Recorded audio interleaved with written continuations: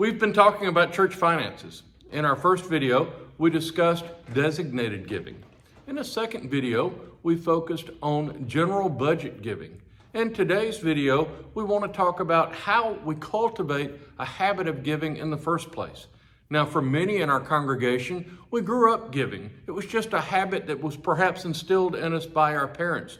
Some of our congregation learned to give that way at an early age. Others of us, though, did not grow up with that experience.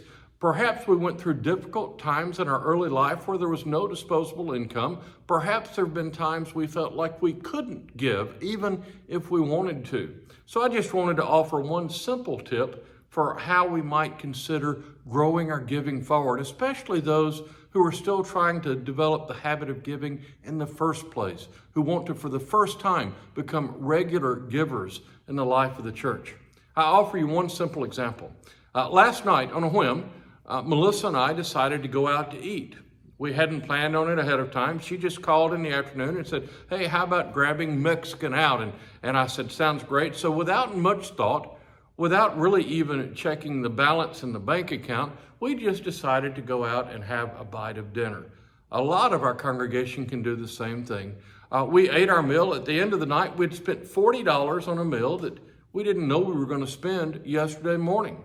But that wasn't a huge burden. We were able to do that, and I'm grateful for that. I understand that's not everyone's situation. For some people, you simply don't have the freedom to make that kind of spur-of-the-moment decision, and I absolutely respect that. But for a lot of our folks at Forest Lake, that kind of decision is just a part of daily life. What I want to suggest to you is that if we can so easily make a decision to run and grab a bite to eat with a family member or a friend, we could just as easily make a commitment to spend that amount of money, the $40 we spent on dinner last night, to give that amount of money to the church, so that we can continue doing the vital ministry that is changing lives in our church and in our community. It only happens with your generosity.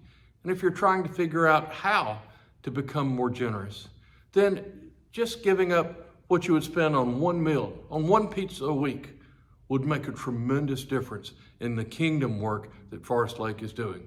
Just a suggestion. I hope you'll consider it as we continue to faithfully grow our finances forward.